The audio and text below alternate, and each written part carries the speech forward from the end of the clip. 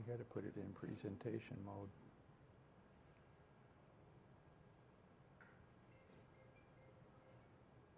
It has cropped it in the wrong side.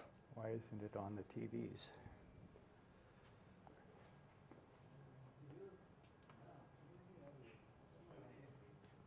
It's doc and doc 1, doc 2. Yep, I haven't attached it yet.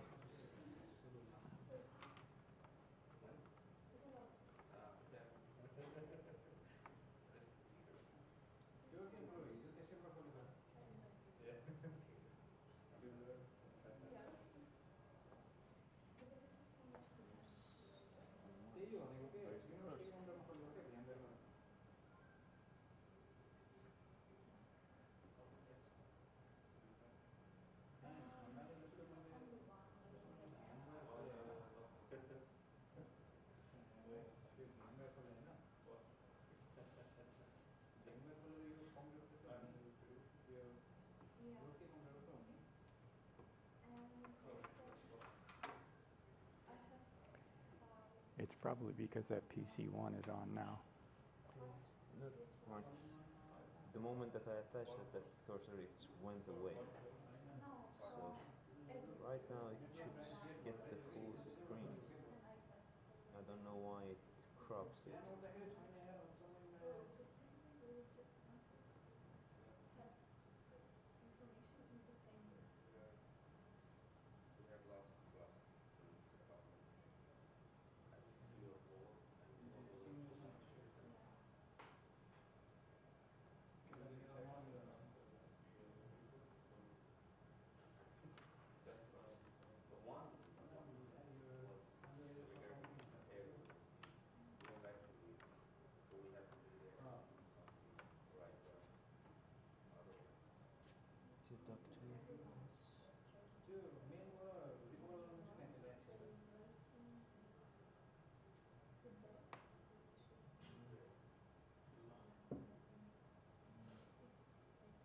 Yeah, that's the screens.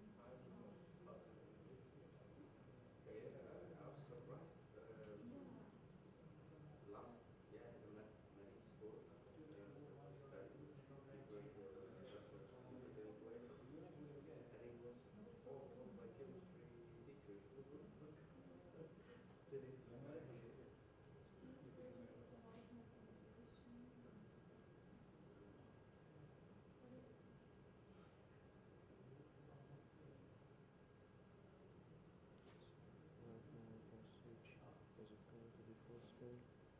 Yep.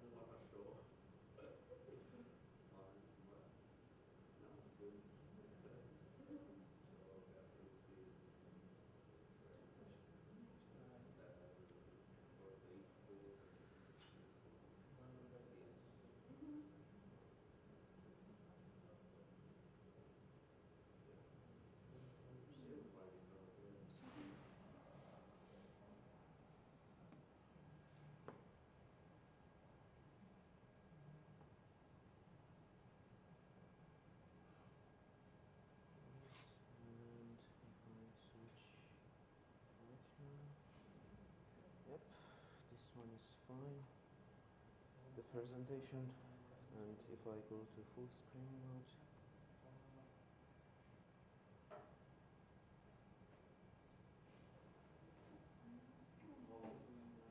everything is fine over here. I just wanted to make it full screen on this one as well.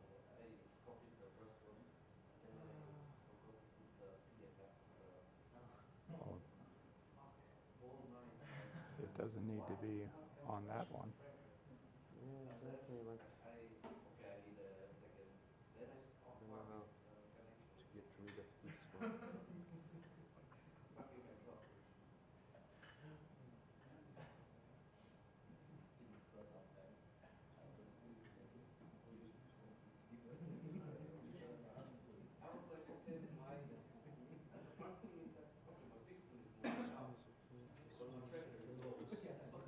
If I make this one full screen, everything will be fine. Why do I want that full screen? Because people over here, they see it Oh. this way. So you, okay.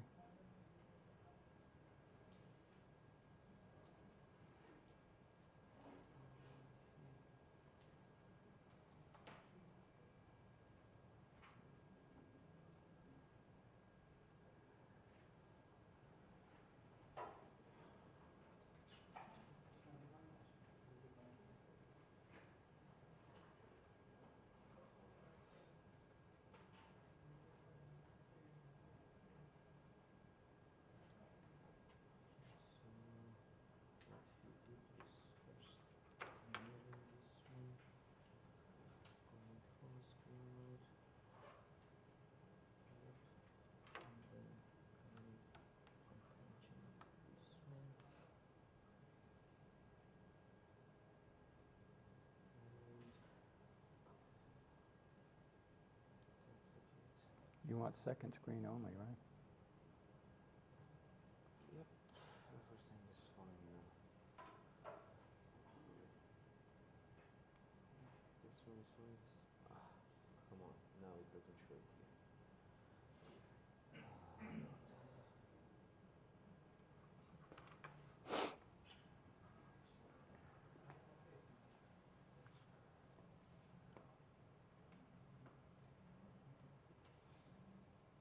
How you guys doing?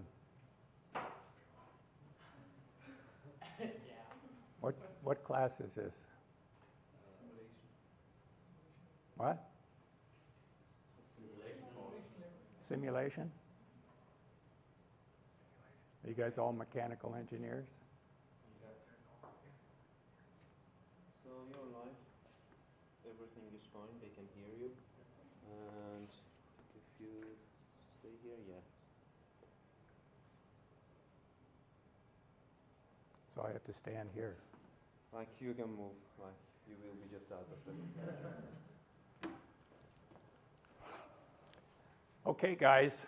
I guess you all know that this is kind of a special one today because Aki's not here, right?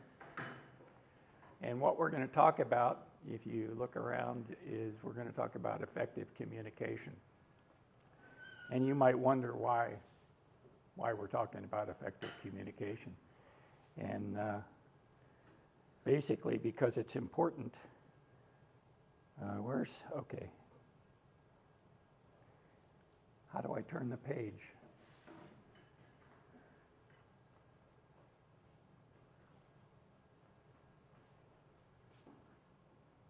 Okay. So let me get started. It was a little over 100 years ago that Albert Einstein was awarded a Nobel Prize for his work in theoretical physics and the photoelectric effect. When presenting the prize, this Swedish professor Svante Arrhenius highlighted Einstein's theory of relativity and the kinetic theory of Brownian motion. Clearly, Einstein was an extraordinary researcher, and he had diverse interests and exceptional insight. But it was the very first sentence of the professor's presentation speech that highlights one of Albert Einstein's greatest accomplishments.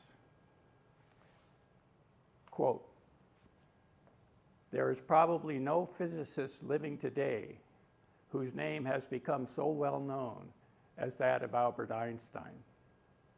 End of quote. In fact, Albert Einstein was, and still is, the most famous scientist who has ever lived. But why? Why is Albert Einstein's name so well known? Many remarkable scientists have done many remarkable things. There have been 636 scientific Nobel Prizes awarded, 226 in physics alone. So what was the special ingredient that led to Albert Einstein's extraordinary fame? Well, after receiving his prize, Albert Einstein gave his Nobel lecture in an exhibition hall to an especially large crowd of people, which included the Swedish King Gustav V and several other notable figures. He spoke on the fundamental ideas and problems of the theory of relativity, highlighting aspects of the research work that had reshaped modern physics. This research work had captured the imagination of the scientific community. His lecture was not only technically rigorous, but it was also easy to understand. He effectively explained the complex concepts using analogies and plain language to make them clear to both scientists and non-scientists alike. His ability to masterfully articulate his theories made his ideas more approachable and more relatable, which led to greater interest in his work and in quantum mechanics in general. One of Einstein's well-known quotes is, "If you can't explain it to a 6-year-old, you don't understand it yourself." Einstein's lectures helped solidify his legacy as a brilliant scientist and a great communicator. The combination of scientific insight and eloquent speaking helped the public to better understand modern physics. And even in the pre-internet era, Albert Einstein inspired many future generations of scientists. He wasn't famous only because he was an effective communicator, but he would not have been famous if he was not.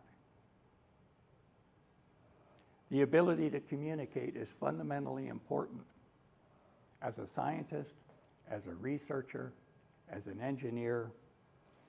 It's key to your ultimate success. So today we're going to talk about communicating effectively.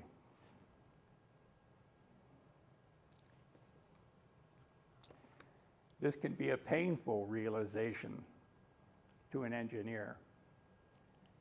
We like our engineering. We don't necessarily like to stand in the spotlight and communicate our ideas. But we're going to talk about that today.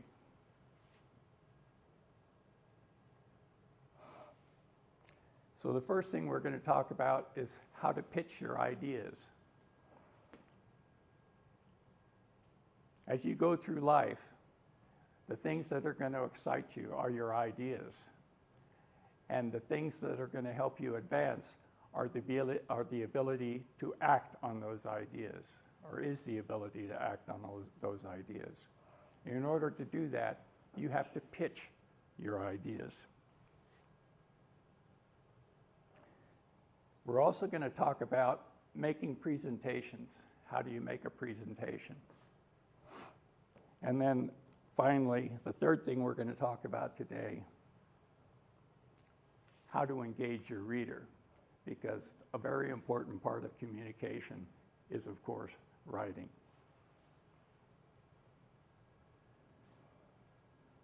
So pitching your ideas. Why do you want to pitch your ideas?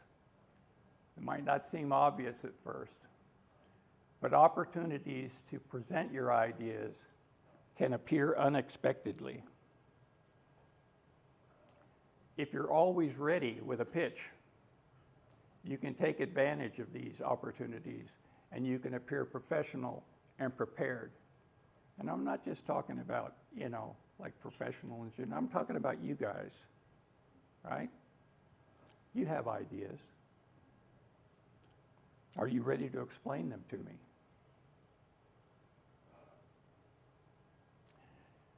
Also, crafting an effective and concise pitch, going through the motions or going through the process of creating your pitch forces you to hone your message, forces you to hone your core message. And a clear and engaging pitch will connect you with a wider range of people.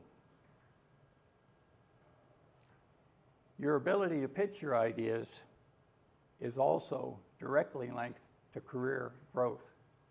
The people that succeed in your field have the ability to pitch their ideas, not to mention the ability to communicate effectively. A good pitch can spark interest and excitement among your peers, among people you might want to work with, and they can lead to collaboration.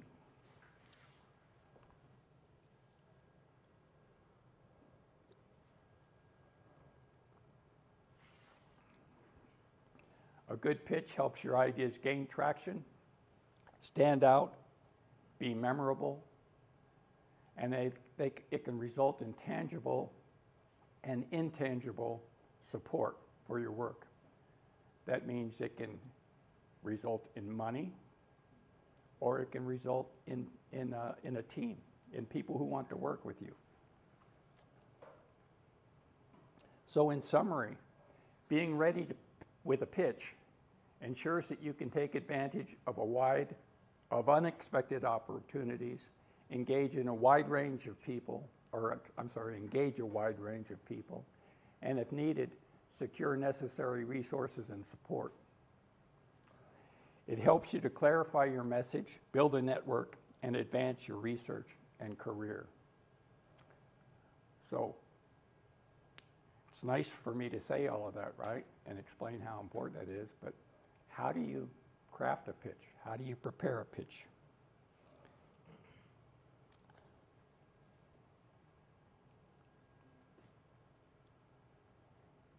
I'm not getting any sound.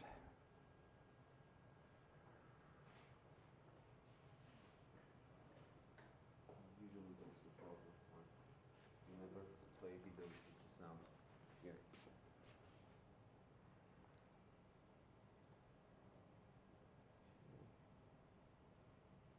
I'm afraid if I jump out, you have to go.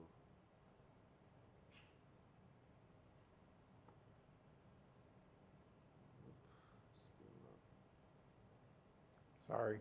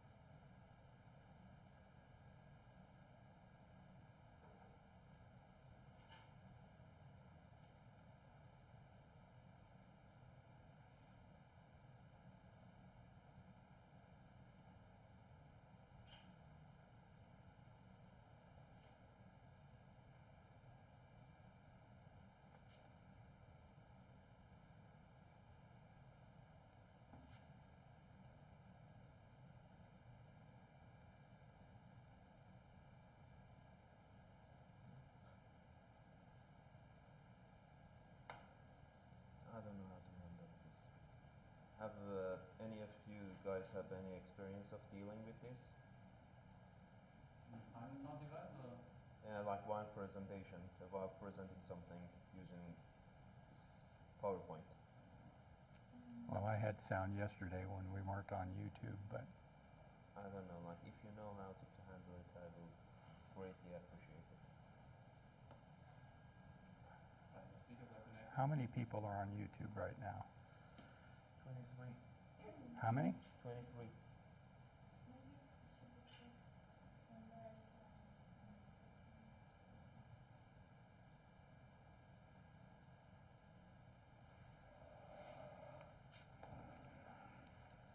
I don't know. I've got no presentation without sound.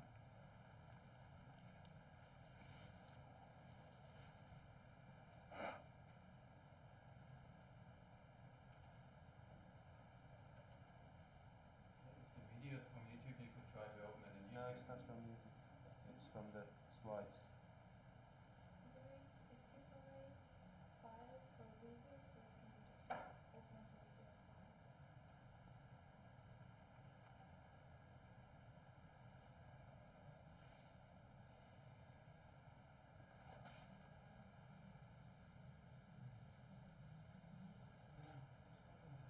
That's just for the input for these things.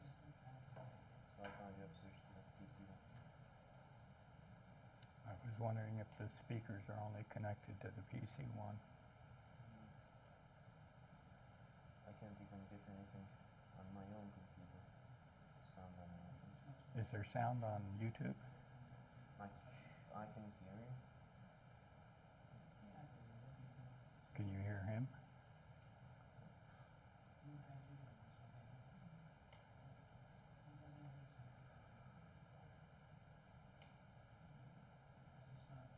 They can hear us, but not the video.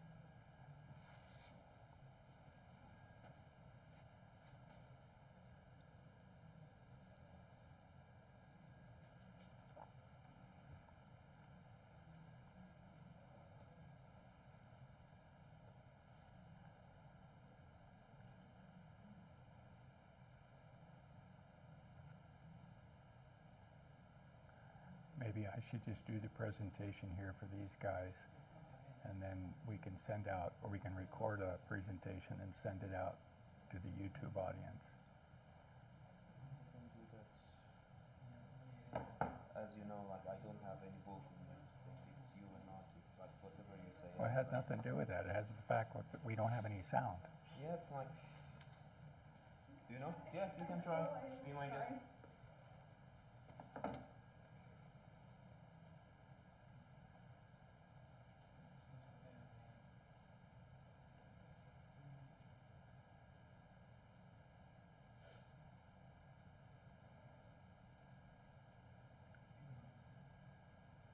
That every movie, book, or story that you will see, read, or hear follows the same structure, it consists of 3 little words. But, therefore, so that.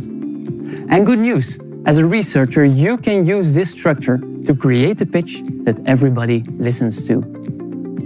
A clear structure is important during your presentation, but even more so during your pitch. After all, such a short pitch is over before you know it. And if you lose your audience for one moment, you Can you guys hear that? So.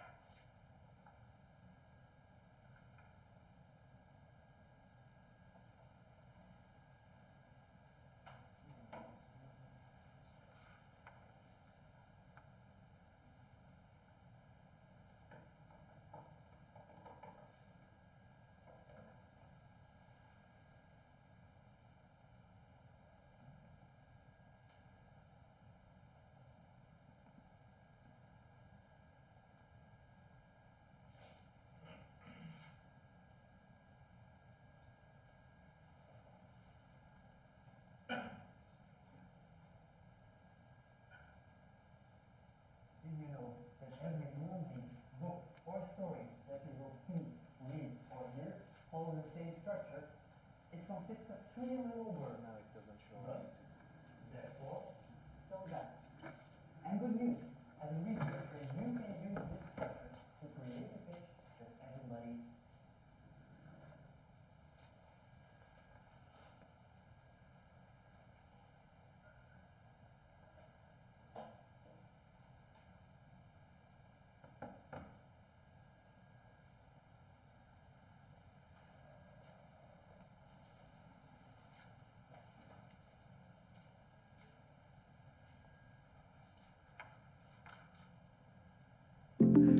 Did you know?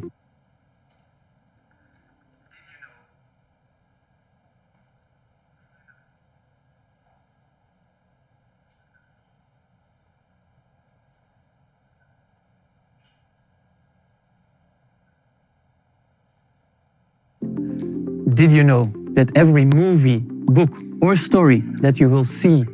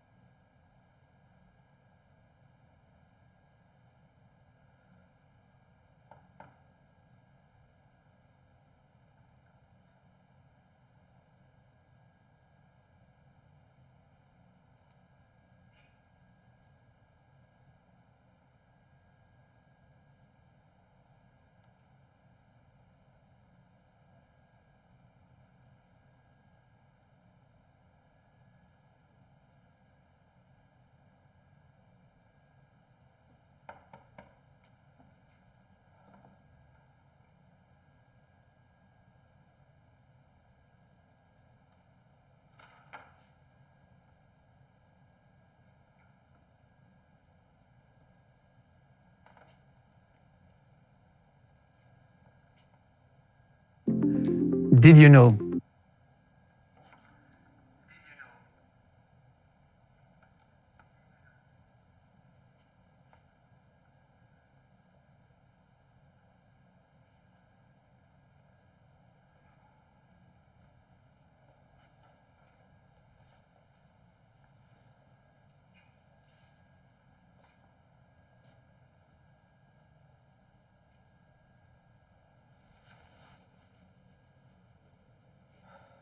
It's either this here or here. I don't know how to solve this.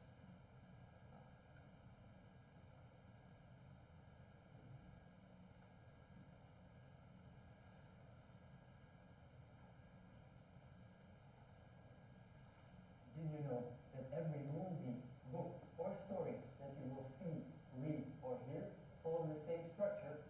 It consists of three little words. But, therefore, so that. And good news, as a researcher, you can use this structure to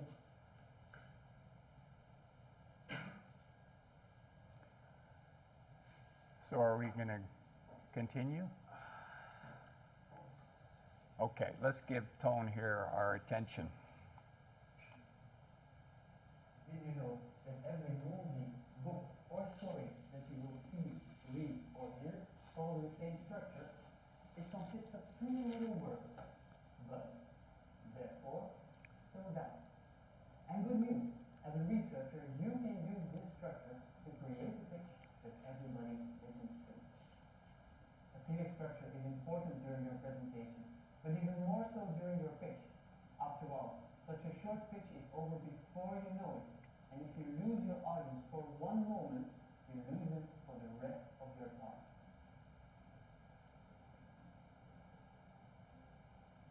A good structure tells a story going from a problem to a solution. So first you will have to explain what the problem is you're working on, and then you will need to tell us how you want to solve it. For example, you first explain the problem that patients with neck cancer often develop swallowing problems after treatment. Then you explain your solution, namely that you want to research if you can help those patients by training their mouth, tongue, and throat muscles.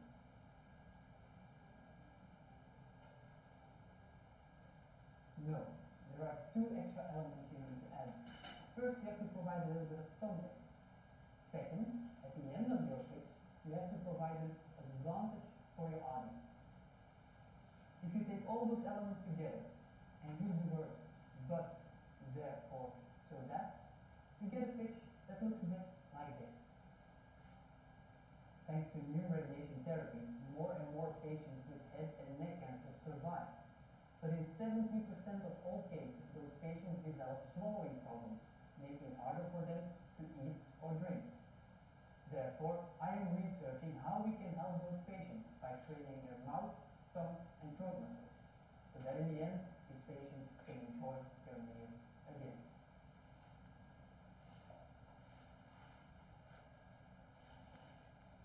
The approach, where you first sketch a context, then raise a problem and provide a solution, and then end by an advantage for your audience, works very well. And the words but, therefore, so that help bringing everything together. Be sure to try it out for your own research. So, you'll notice that pitch when he finally gave it was only a few seconds long, but it was well crafted, right? You hear that pitch, you know exactly what he's talking about and exactly how he intends to solve the problem and exactly who will benefit. So let's kind of review what he had to say. So first of all, and this to me is a very important element, a good pitch tells a story. The way human beings communicate or the way human beings learn is benefited greatly by storytelling. Just giving somebody a bunch of facts, it's a good way for them not to hear what you have to say, or it's a good way for them not to absorb the information. But telling them a story helps them to absorb the information. You need to give some context, some background. You need to put them onto the playing field that you're about to engage in. You start with, or you go on with a but, the problem, a therefore, the solution, and a so that, the advantage or the benefit, or who does this help. So that's how to give a pitch. That's fundamentally important and will be important to you for the rest of your careers. So what about giving a presentation? What does a presentation do? Well, the purpose of a presentation, believe it or not, is not to inform your audience. It's to transform your audience. Your audience comes to you with a certain attitude, a certain preconception, a certain belief system. You're giving them a presentation to change their minds on something. The degree to which you can transform your audience is the degree to which your presentation is successful.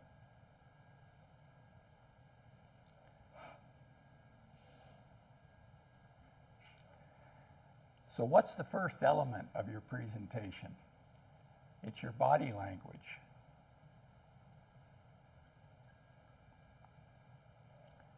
Next, it's your presentation itself. Your body language, believe it or not, is responsible for more than half of the impact of your presentation. Is that news to anybody? Probably. Your body language is much more powerful than the words you speak.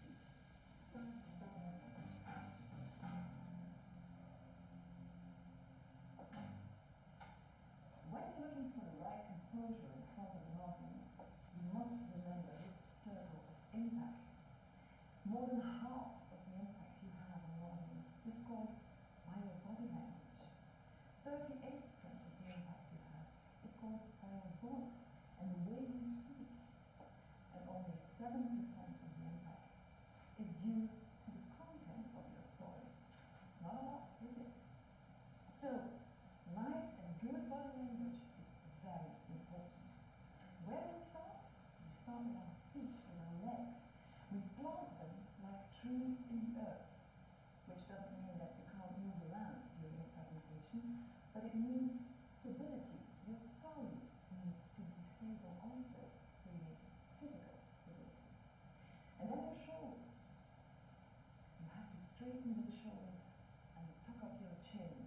And to know where these shoulders should be, there's a very small exercise, which is lift them up very high and let them drop. And then they are where they should be. So, feet, shoulders, and then your hands and your arms. What do we do with these? Well, one thing you have to remember is that you have to keep an open communication with the public. So, this creates a barrier. You work with this. This is much too weighty. You're actually demanding commands from the audience. So what you want to do is to make the distance between yourself and the audience smaller.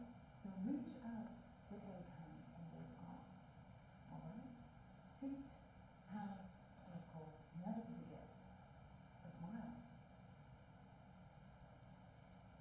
One of the most important things you need to realize is when you get nervous, you try to cover your vital organs. That's why you would see a lot of speakers sometimes fold their hands, bring their hands in front of them. And that's a sign of nervousness. Great speakers keep their body open, so there's no barrier between you and me. And something that when you're starting out, you gotta be very conscious about is keep your body open. This tip number 2. Have your palms up. Do this exercise with you. Take a look at your palms, turn them around, put it inside your palm. What side relaxes your body? You need to concentrate. You need to look at the inside of your palm, your eye relaxes. And a lot of great speakers, they open their palms towards the audience, showing more openness. And that allows you always to connect with the speaker better, as opposed to showing the back of the hand. Number 3, get comfortable with the stage. When you're comfortable on the stage that you're speaking on, your body is free to move about and use body language. But if you're not comfortable with that stage, and if you feel foreign on that stage, what happens is your body language starts to constrict and you start covering. Whatever you do, don't touch the podium.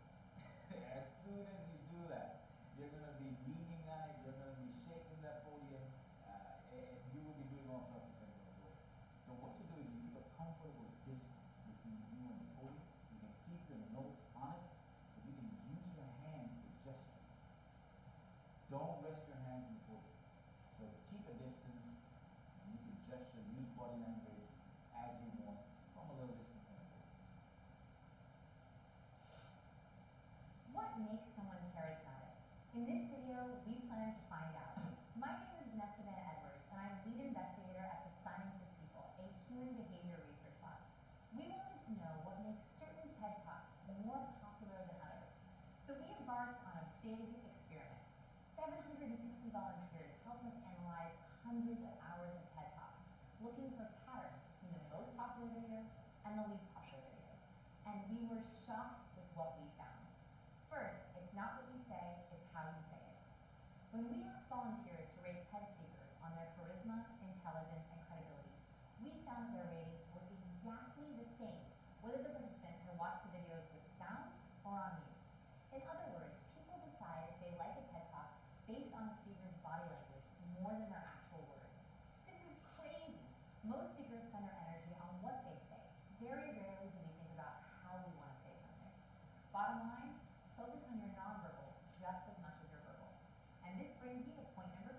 jazz hands rock.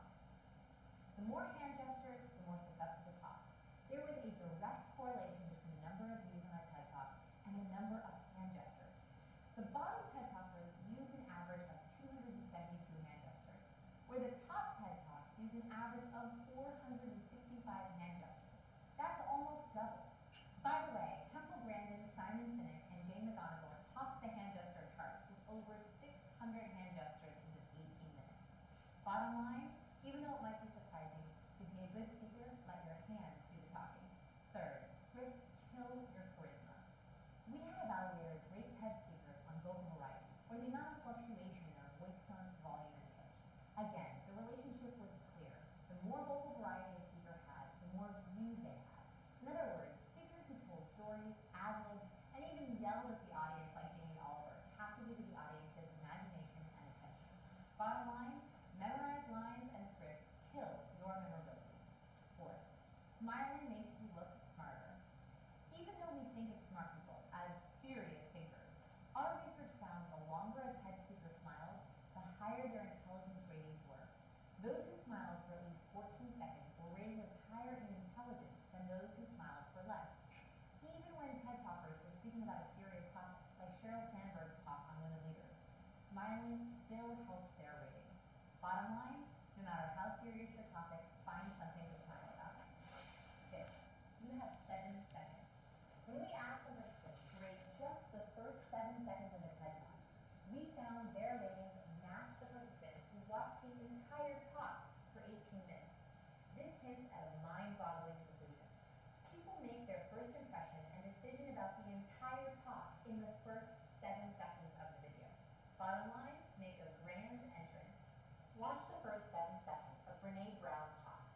Smiles, hand gestures, and tons of emotionality and vocal variety. You see the exact same thing with Simon Sinek's talk. In the first 7 seconds, he's gesturing, he's smiling, and he's making tons of vocal emphasis. I hope this video has shed some light on what makes someone charismatic. Whether you're going to deliver the next top TED Talk, or you just want to make an impact in your daily life, take these 5 cues and make them your own. Okay, well, that was a person named Lise Martens. She's a Belgian journalist and television presenter. A guy named Dhananjaya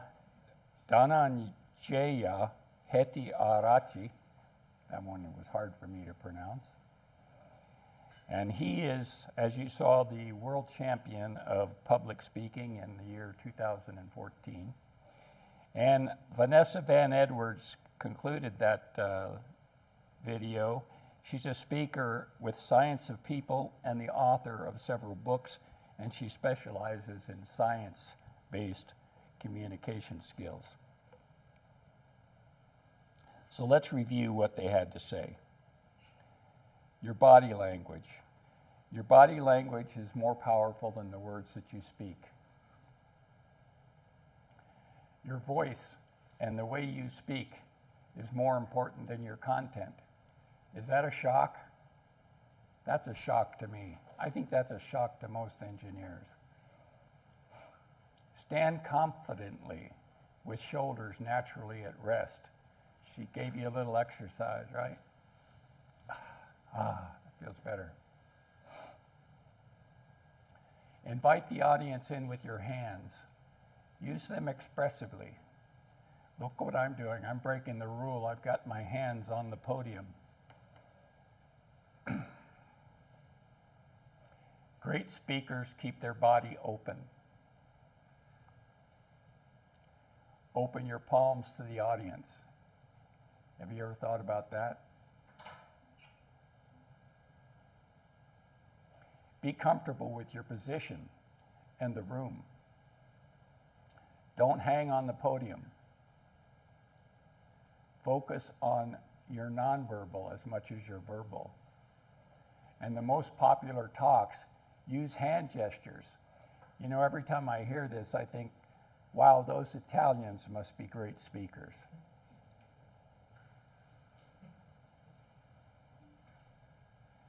Don't read from a script. Use short, amusing, or interesting stories. Do you remember how I started this today? I started this with, I hope, an interesting story. Find something to smile about. Smiling makes you look smarter.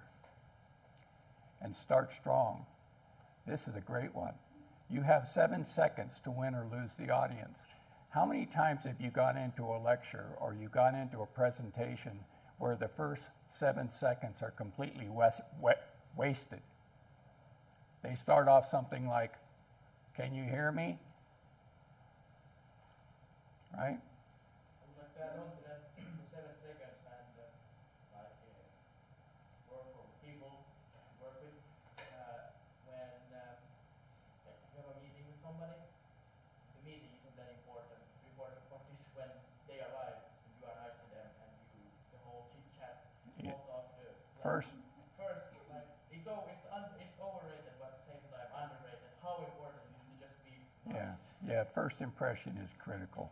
It's And crazy how much that even the way you look, right? When somebody walks up to you, you've judged them already by the way they look, yeah. by the way they dress, by the way they carry themselves. It's particularly important in giving a presentation. And what I always talk about is your presentation should tell a story. It's always about telling a story. I was at a presentation of a scientific book on the quality of the forests in our country. And one after the other, speakers came on stage to present their scientific data. And I have to admit, after 3 or 4 speakers, I was starting to fall asleep because none of them used the principles of storytelling.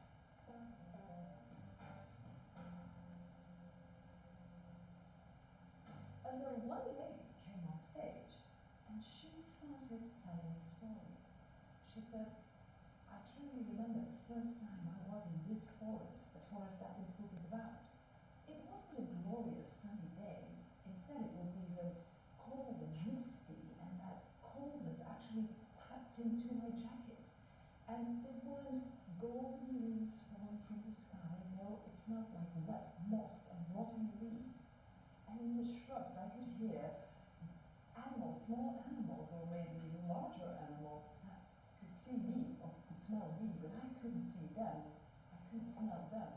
But I was mystified by this forest, and I will never forget that first visit." That's how she started her presentation. And afterwards, she gave us a scientific talk. But I kept interested in what she was saying because she captivated me from the start. She had my interest from the start. And that's because she used one of the storytelling techniques where you can use your senses. She told us what she had seen, what she felt, the temperature. She told us what she had smelled, what she heard. And by doing so, you actually creep into the brain of the speaker. They touch you with their senses. You can absolutely imagine what the forest on that misty day was like. It was cold. I saw those leaves, even if I wasn't there with her.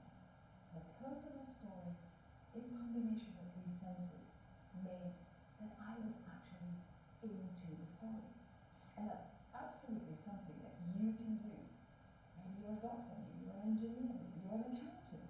Maybe you have to deliver dry and very serious presentations once in a while, and you want to make them more lively. Then you can use the techniques of storytelling. Well, obviously that was Lise Martens again. So let's review what she had to say. To build rapport, start with a relevant or humorous story. Why is that, you think? The audience needs to be invited in. You need to get their attention. That's the purpose. You have to engage them. Once they're engaged, then you can present them with new information. She talks about using the senses. I thought that was kind of powerful. I could imagine if I was in that presentation as well, with the seeing and the feeling and the smelling and the hearing. I would feel like I also was in that forest with that presenter. Connecting with the audience should be the goal of your presentation. Right now I'm looking at you guys. Some of you I feel like I'm connected with. Some of you I feel like I'm not. But the objective is that I should connect with all of you. We should all be having a conversation. We should all be having a discussion.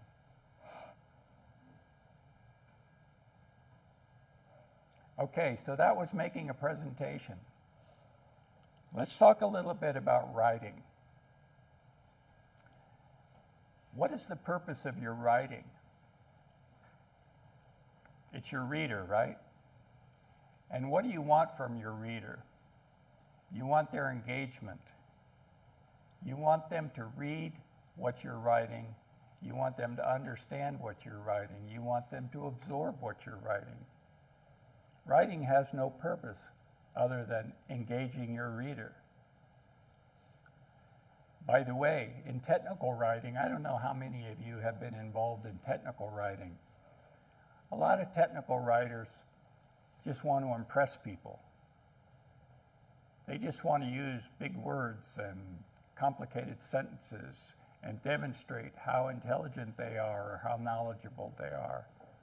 But that's not the purpose of writing. The purpose of writing is to engage your reader. It's to present them with information that they can absorb.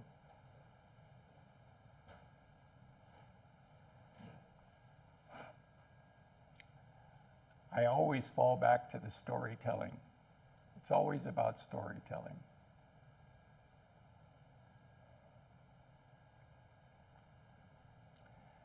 So I'm going to talk in the next few slides about telling a story and about how to construct your story when you're writing. The human brain assembles information in a narrative, into a narrative. It responds more enthusiastically to rich details and action-driven plot lines. This is the way we're made. This is the way we're constructed. Communicating through stories more effectively engages the whole brain. In other words, if you're relating information to somebody just as lines of information, tiny little bit of their brain is engaged, maybe. Maybe they're thinking about, what happened yesterday in the store, I don't know. But when you're telling them a story, a large percentage of the brain is engaged. They're listening to your story, and as they're listening to your story, they can't help but absorb the information.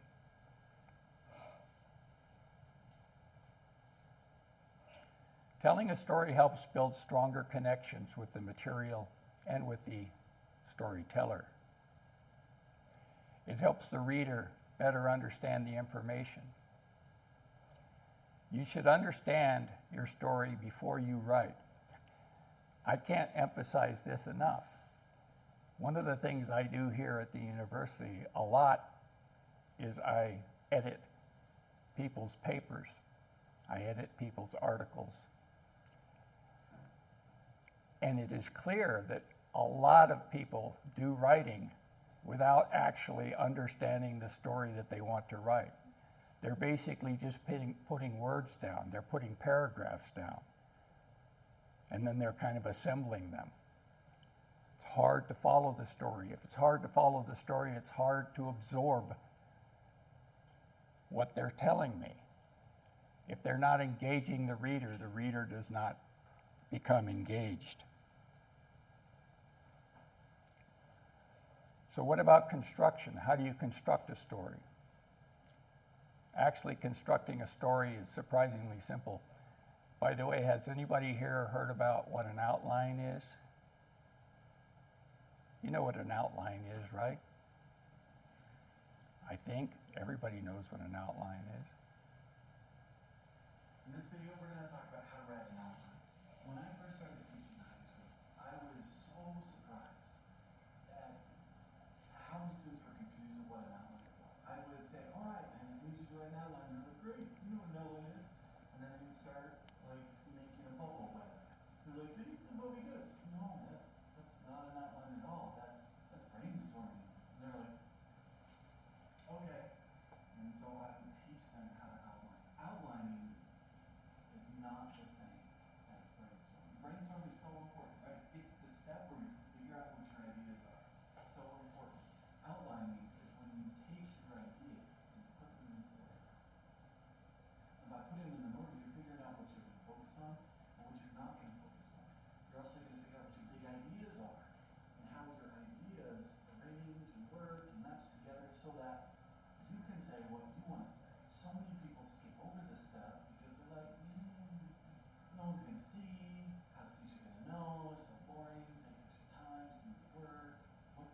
get is that this will save you time, it will make a better paper, whatever it is you write. It's gonna be better because you took time to figure out what you were gonna say before you said it. Let's go. One. Oh, this sounds familiar. I wrote an introduction. Yes, you do want to start with an introduction because you want to make sure whatever it is you're talking about, that the people you're talking to are on the same page. They know what you're talking about, so you're going to give them everything they need to know so that they can understand you. Makes sense? The kinds of things you put in your introduction are when you set it up, right? If you're talking about a problem set, if you're talking about a problem, you're going to explain the problem. But what you're doing is you're building up to what you have to say, which is your thesis. It's the main point that you're trying to make. Your thesis is your main idea. And it probably needs to look something like this.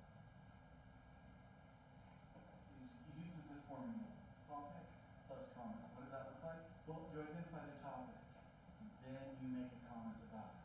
This is really important. You have to make a comment or else people are like, what? It's the so much question that people will automatically say. If you're reading something for entertainment, that's the so what, right? Why am I doing this? What's the reason for it? Oh, well, I'm interested in the story. Great. I asked so what, and the answer is, oh, it'll be fun. Great. But when you write in an essay, your job is to make a point.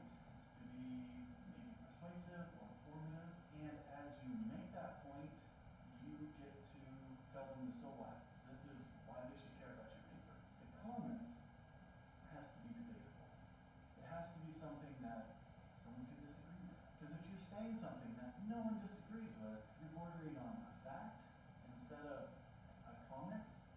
And you can interpret facts differently, but you don't really debate them. And it's kind of like, well, so what? Why'd you tell me this fact? Is this what I have to read this for? No. So let me give you an example. This is what I always say. Here's two examples between a fact and a debatable thesis. On Sunday, December 7th, 1941, the Empire of Japan attacked the American Navy at Pearl Harbor. That's a fact, right? It's a very specific fact, but it's not debatable. You can't say, like, well, I don't think it really happened. No, it did. Like, we just have too much evidence saying, boom, it happened. It's also something that just about everybody knows, right? It happened. It's not something you argue in the papers like, oh, it really was a Sunday, and it really was December 2nd.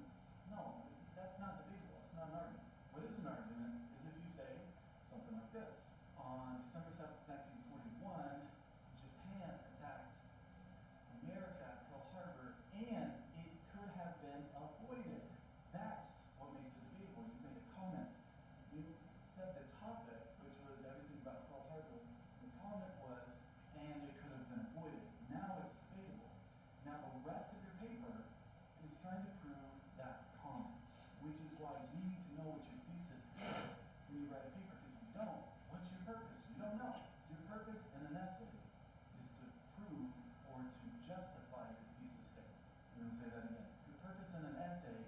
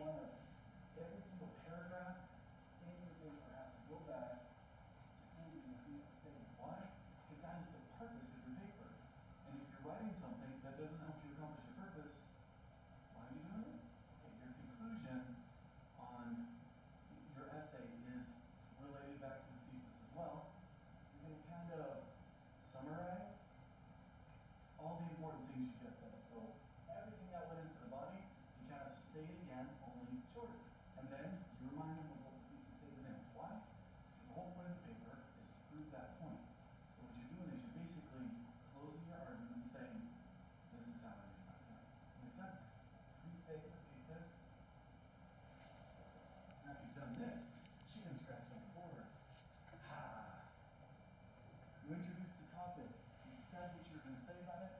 You explained what you said, what you concluded. Then you summarized your evidence and reminded them again what your point was. So at every step of the process, it goes back and it makes sense. That is what an outline can do for you. Just imagine how much easier writing the essay will be when you figured out all this before you start writing. Instead of like you pick up your book and like, oh, I think I could write about this. And you just start writing. Then you write a sentence that maybe you really like. What if it doesn't help prove your thesis, which you may or may not know at this point, doesn't belong. You write an outline to help you write a paper. So, make sense? Yes, no? Hopefully. If you have questions, let me know. If you don't, I guess we're good to go. So, thanks for watching. Bye. So, writing an outline. I'm guessing that probably some of you in here do not prepare an outline before you write something. Maybe most of you, right? And to be honest, people do have different writing styles. I like to prepare an outline before I write something because I want to know what story I'm going to tell before I tell it. I like to think of the outline as the skeleton. I prepare the skeleton first, and then I come back later and put meat on the bones. Putting the meat on the bones is really easy. Coming up with words is really easy. Coming up with sentences is really easy. It's understanding the flow of your ideas that is difficult. Now, when you have 5 pages of text written, it's very difficult to see the flow of your ideas.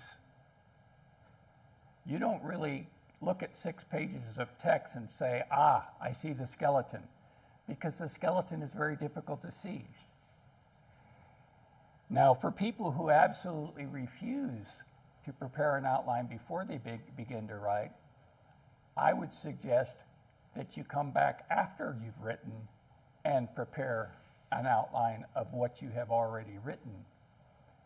And what you will see, in most cases, is that your flow of ideas is not exactly perfect. It's not what you had really envisioned, or it's not what you think is ideal. I do this often, for example, when I'm editing papers. So how do you do that? Well, it's a function of paragraphs. And we're going to talk about paragraphs here in just a second. But let's review. By the way, that was Dr. Jacob Lauritsen, and he's a professor of English. He's also a filmmaker. But let's review what he had to say. Outlining is putting your ideas in order. What are the big ideas? Outlining will save you time. Again, putting the meat on the bones is easy. It's formulating your story. It's deciding what you want to talk about and how you want to say it and in what order you want to say it. That's the hard part. Your introduction prepares your reader to hear your argument. Your introduction should include the setup and your argument. Your argument should be debatable. Your purpose, the purpose of your writing, if this is a technical paper, is to justify your argument.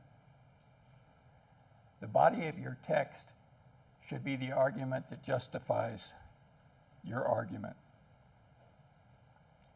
Every paragraph in the body should support and explain the argument.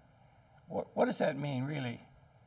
It means that you should not have a paragraph in your text that doesn't serve a purpose, that doesn't serve the purpose of your story. So many people, so many writers write a paragraph and they fall in love with it, and it's in their writing, but it doesn't really serve the purpose. It doesn't really make their argument for them. Your conclusion should summarize your arguments and restate them. Outlining guides the thought process and makes your writing easier. So we mentioned a little bit before about paragraphs. What is a paragraph? How long should it be? One of the things I see often in technical writing is paragraphs that are like this, you know, like they're a half a page long.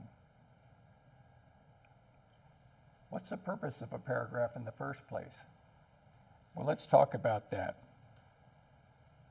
Grade school, your teacher probably taught you that a paragraph should be 3 lines. Or you might have heard that a paragraph needs to have more than 1 sentence. Man, it's always 5. This advice ignores a fundamental question. Is a paragraph a unit of length at all? The answer is no. A paragraph is a unit of thought. This means that a paragraph should be built around a central idea. That idea is then explained in as many sentences as necessary. That can be 1, or that can be 7. A new paragraph signals to your reader that you're moving on to a new idea. Now, in academic writing, a paragraph tends to have 3 parts: a topic sentence, a body for evidence or explanation, and a concluding sentence. Topic sentences orient the reader to the central idea of the paragraph. For example, in a paragraph about the dangers of obesity in birds, we could have a topic sentence like this: among the more serious obesity dangers of birds is the development of hepatic lipidosis. The body is where you provide more evidence to support the claim made in the topic sentence. This condition occurs when birds store excess fat in the liver. When liver cells become filled with too much fat, the cells no longer function properly. Some of the symptoms of this condition include a softened beak and unstable head. A paragraph's concluding sentences should answer the question, so and why. In other words, ask yourself, why does the idea presented in this paragraph matter? Concluding sentences can also ask the question, what now? So how can we conclude this paragraph about obesity in birds? A low-calorie diet is the best way to prevent your brain from developing hepatic lipidosis. So let's review. What is a paragraph? That was a guy named Clancy Clausen, and he's a senior assessment specialist, writing and language at the College Board in the USA. So a paragraph is not a unit of length, it's a unit of thought. What does that mean, it's a unit of thought?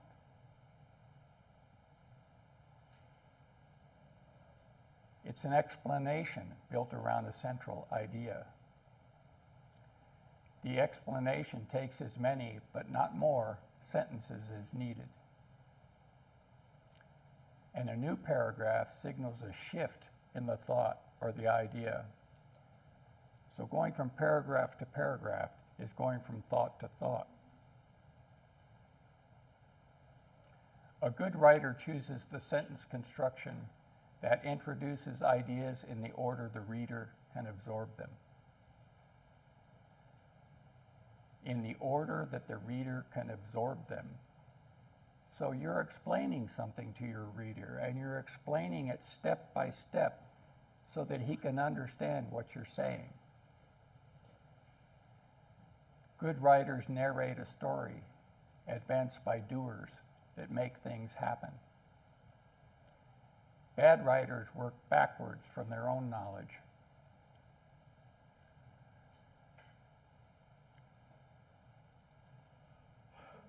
I have to apologize. This is not from the video we just watched. This is just basically a summary of clear and concise writing. So bad writers work backwards from their own knowledge, writing down ideas in the order that they come to mind. They begin with the outcome and they throw in the causes and afterthought. I want to back up a little bit and talk about that paragraph just a little bit more. Now, what he said was that a paragraph starts with a topic sentence and then some explanation and then a conclusion, at least a paragraph in a technical document. That topic sentence is the thought of that paragraph. Now, if you take something that has been written and you go into each paragraph and you pull out that topic sentence and you put all those topic sentences in the order of the paragraphs in that paper or article, what have you got? Anybody know? you've got the outline of that paper.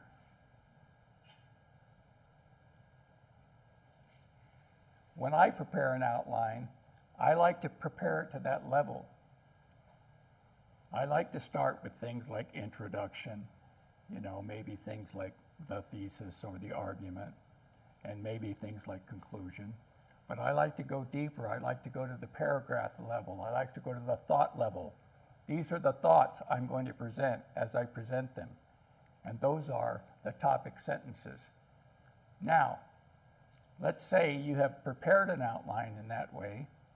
You have all of your topic sentences written in your outline.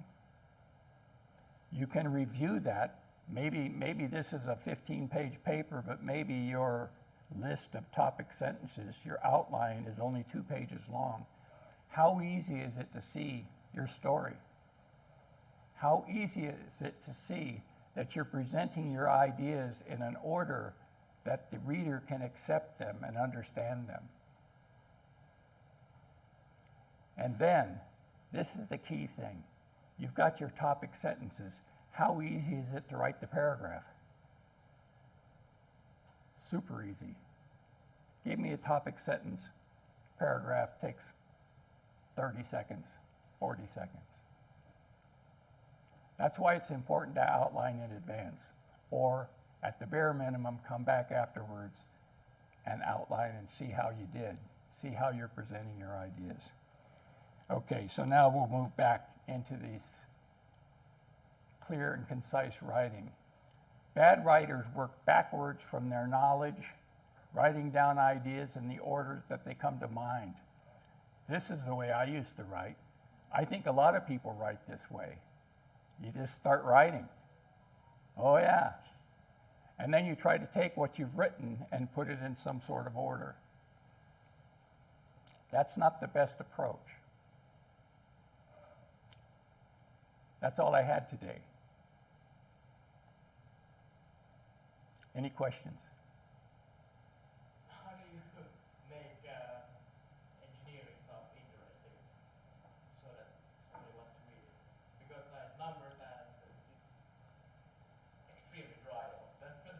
Well, it's what the guy said. It's what Tone said. The context, the but, the therefore. You remember that story that he told about people having problems swallowing? That subject matter was not, you know, like a novel or anything like that. It was technical in nature. But I was interested because of the way he was presenting the information. He's presenting the information as a story. He's giving you a little background. He gave you background about how this happens. These cancer patients afterwards have trouble swallowing, right? He gave you the background, he gave you the problem, and then he suggested a solution. And then he suggested the advantage of that solution. That's how you do it. We've talked about this all day today, or at least in the past hour, talking about how you pitch your ideas, talking about how you write your presentation, talking about how you write your story or write your article or paper. In all 3 cases, it's the same approach. You tell that story. Does that make sense? Now, sure, there's a lot of data. Like when you write an engineering paper or a scientific paper, you may have charts and graphs and all of that stuff. But you're telling a story. You started off with a thesis. You started off with an argument. And you're presenting this information to justify your argument. Right? Anything else? Thanks a lot. I hope that was maybe helpful for you guys. Thank you. Yeah.